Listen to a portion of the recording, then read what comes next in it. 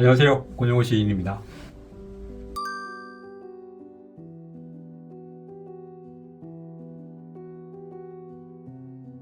예, 청라언덕에서 딴 청라가 맞고요. 이름을 두고 많이 이제 고민을 하고 생각을 하다가 결국은 이제 대구를 가장 대표하는 지역이 청라언덕인 것 같아서 청라로 했습니다. 그리고 지금 뭐 같이 한 달에 한 번 정도 만나서 문학에 대해서 이야기도 하고 시에 대해서도 이야기하고 남들 흉도 좀 보고 하면서 잘 지내고 있습니다.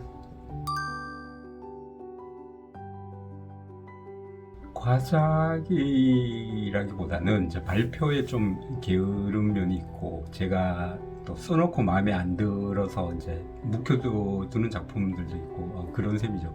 시 쓸 때 가장 행복하니까 시가 됐든 시조가 됐든 늘 항상 거의 매일 쓰려고 노력은 하고요. 있는 상황입니다. 단지 이제 발표가 게으르고 교육을 하지 않다 보니까 지면도 잘 주어지지 않는 측면도 있고 해서 그렇게 비춰지는 것 같습니다. 좀 더 분발을 해야 될 것 같습니다.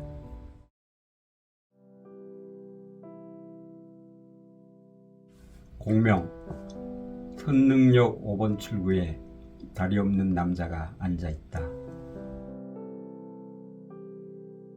저도 제가 이렇게 될 줄 몰랐습니다.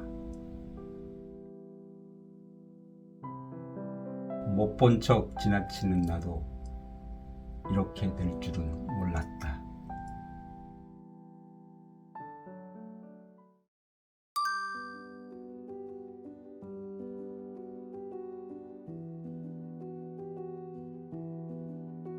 우선 이제 시와 산문 같은 게 저 같은 경우에는 좀 어떻게 보면 극단적으로 달라진다는 그런 감을 느낄 수도 있겠는데 시의 대상과 지금 쓰고 있는 진짜 좋은 시조라는 산문의 대상 독자가 다르기 때문에 아마 그렇게 느껴지는 걸 수 있을 거예요. 시 같은 경우에는 아무래도 문학은 그럼에도 불구하고 약자의 편을 들고 사회적으로 어떤 메시지를 던질 수 있어야 된다고 생각하기 때문에 약자들에 대한 좀 따뜻하게 보듬어주고 위로가 되는 쪽으로 포커스가 잡히는 것 같고 산문 같은 경우에는 그 대상이 이제 시나 이제 문단이 되기 때문에 좀 날카롭고 보기에 읽기에 듣기에 거북하면 그런 말들도 좀 많은 편이죠. 특히 제가 스스로 이제 비난을 자초하고 있는 까닭은 제 개인적인 생각입니다만 특히 최근에 불거진 표절 사태 같은 걸 보면서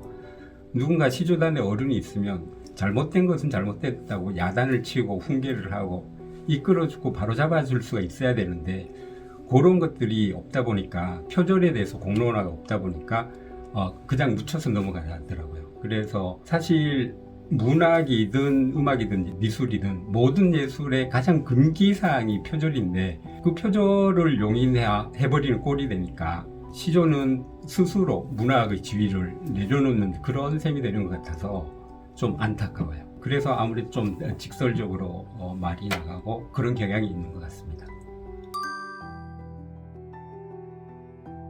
시조는 제가 고등학교 1학년 때 처음 만났어요. 이제 문예반 활동을 하면서 그때 대구에 있는 도롤이라는 그 시조 연합 동아리가 있었거든요. 연합 동아리에 선배들 따라가서 시조를 처음 만났었죠. 그때 당시를 회상하면서 그때 도롤이라는 소식지 거기 보니까 나 그때 당시 몰랐는데 이유걸 선생님이 뭐 축사를 해주시고 뭐 쭉 했더라고요. 또 나중에 알게 된 건 얘기지만 이제 박기석 선생이나 이정환 선생 뭐 등등도 도롤에 이제 관여를 하셨던 것 같아요. 그래서 그때 아마 시조를 처음 알게 됐고 문학적 스승이라고 한다면 고등학교 제가 1학년 때 3학년에 이동환이라는 선배가 있었는데 지금은 경찰에 이제 계시는데 그분이 썼던 을숙도 겨울나그네라는 시조가 있었는데 그 시조가 너무 좋았었어요. 그래서 아마 시조에 이제 꽂히기 시작을 했고 시간이 흘러가고 시조로 등단하기에 이르렀는데 아마 문학적 스승이라고 하면 길잡이 역할을 해준 게 아마 그 선배가 아닌가 그렇게 생각이 들고요. 그 이후에는 시조를 처음 이제 공부할 때 이정환 선생님하고 공부를 했었죠. 이정환 선생님하고 공부를 하면서 뭘 배우고 따라하고 이런 걸 떠나서 제 속에서 이제 시조에 대한 질문 이런 것들이 제 속에서부터 많이 생겨났던 것 같아요. 그러면서 이제 장그르니하고 까미하고 그 사이처럼 장그르니의 이제 어떤 글에 보니까 까미를 이제 회상하면서 그는 내게서 뭘 배웠을까 이렇게 자문하는 문장이 있더라고요. 그걸 보면서 나는 내 스승들한테 뭘 배웠을까, 그리고 나는 내 후배들한테 어떤 선배가 되고 혹시라도 나를 따르는 사람이 있다면 그 사람한테 나는 어떻게 비춰질까, 그렇게 생각하면서 이제 문학을 대하는 자세, 시조를 대하는 정신 상태 같은 걸 다 잡게 되는 그런 계기가 되는 것 같습니다.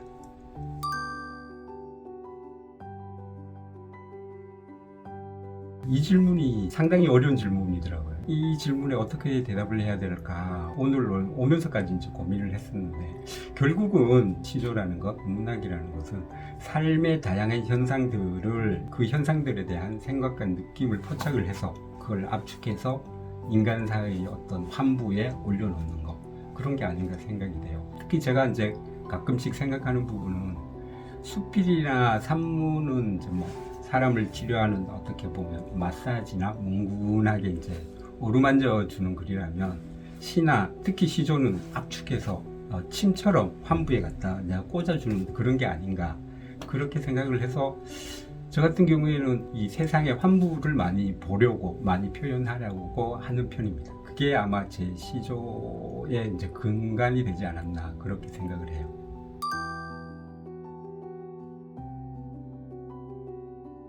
사랑이라는 시조인데, 제가 이제 제 시를 제가 잘 못 외워요. 그런데 이제 유일하게 외우는 시조인데, 사랑이라는 시조입니다. 들려드릴게요.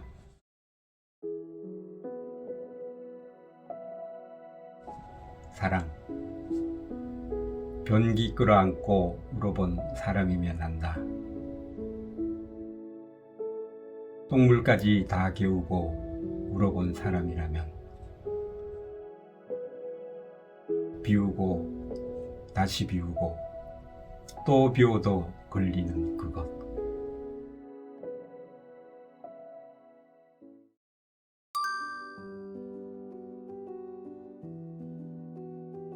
등단 초기에는 어떻게든 어떤 작품이든 새롭게 써야 한다는데 천착을 했던 것. 집착이다시피 형식이 새롭든 문장이 새롭든 어떤 포착한 모티프가 새롭든 그 새로워야 한다는데 너무 이제 얽매여 있어갖고 그게 일종의 스트레스가 되기도 했었는데, 그 새로워야 한다는 시도 자체는 지금은 생각해도 참, 스스로 생각해도 기특하고 가상했다는 생각이 들어요.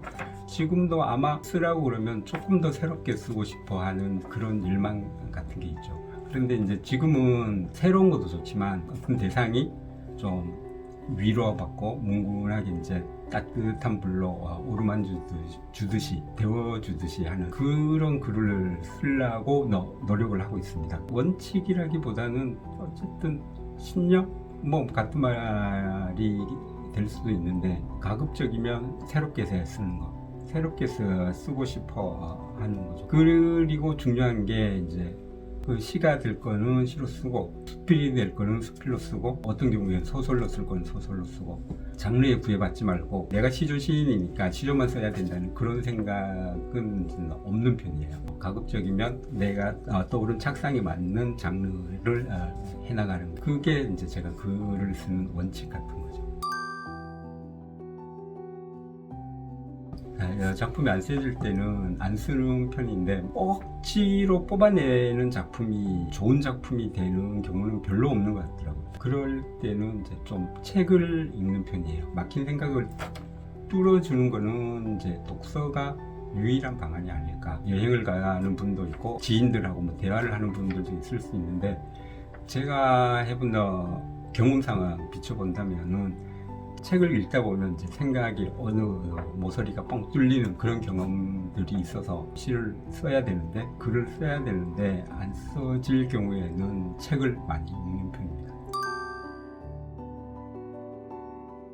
나에게 시조는 리조트 같은 거죠. 휴양지의 리조트 같은 거여서 시 속에서 놀고 문학 속에서 놀고 편안하게 이제 머물러 있을 수 있는 그런, 어떻게 보면 현실로부터 약간 벗어날 수 있는, 현실에서 지치고 닫혀 있을 때 시를 쓰고 시조를 쓰면서 마음을 달래고 몸을 누일 수 있는 그런 휴양지의 리조트 같은 그런 존재인 것 같아요. 앞으로 이제 뭐 어떻게든 꾸준히 글을 쓰고 사는 삶일 텐데, 우선 제가 책이 나오면 책을 많이 받는 편이기는 한데 사인해서 우편으로 발송하는 걸 되게 힘들어하는 편이에요. 그래서 문단에서 제 시를 보신 분이 별로 없을 수도 있어요. 첫 시집 나왔을 때도 한 40-50분한테 보낸 게 고작이었고, 두 번째 시집 나왔을 땐 더 적게 보냈던 것 같고 해서 지금 뭐 좋은 시조의 글을 쓰고 있지만 저 사람이 시인이 맞나 싶어 하는 그런 분들도 있을 수 있어요. 어쨌든 내가 시조를 쓰고 있다는 걸 알리려면은 첫 시집, 두 번째 시집, 그리고 새 작품들을 다시 갈무리를 해서 책을 다시 한번 내볼까 그래갖고 진짜 어렵고 힘들겠지만 사인을 해서 많은 분들한테 우편 발송을 해볼까 하는 그런 생각도 가지고 있고, 작가라면 누구나 똑같겠지만 정말 이제 좋은 글을 한번 써보고 싶은 거죠. 단 한 편이라도 이거다 싶은 그런 이제 시집 한 권, 굳이 장르를 따지지 않고 에세이 한 권이라도 단단하게 뭉쳐진 그런 작품을 한번 써보고 싶어요. 기회가 된다면은 시조의 뭐 역사라고 그러면 좀 거창하지만 제가 겪고 몸소 체험하고 지켜본 시조단의 현상 같은 것들에 대해서도 글을 써서 이제 이종표로 삼도록 하는 거, 아니면 뭐 모든 시인들이 긴장하고 글을 쓸 수 있는 어떤 계기를 만들어 보고 싶은 그런 생각이 있어요.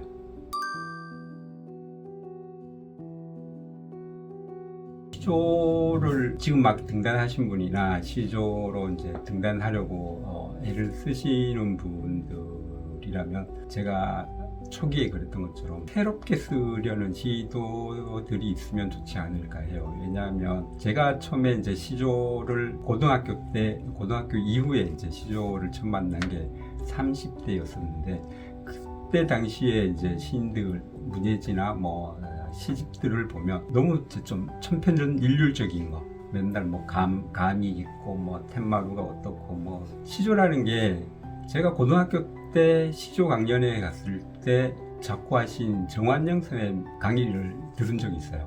그때 정환영 선생님이 하셨던 말씀이 시조란 이 시대의 노래다, 이 시대의 현상을 작품으로 승화하는 거다, 그런 취지의 말씀을 하셨는데, 지금 이제 2022년의 현실에 맞는 그런 시조를 써야겠다는 그런 생각으로 이제 달려들면 좋을 것 같고요. 그리고 뭐 제 입장하고 마찬가지로 너무 이제 장르에 사로잡혀서 옴축달싹하지 못하는 그런 우를 범하지 않았으면 좋겠어요. 이게 어떨 때는 정말 짧더라도 에세이 산문으로 쓸 때 이제 빛을 발할 수 있는 그런 이제 모티프가 있을 수도 있고, 정말 시로 썼을 때 최대한의 가치를 발휘할 수도 있으니까 새롭게 쓰되 장르에 얽매이지 말라. 새로 시작하는 분들에게는 그런 말씀을 드리고 싶어요.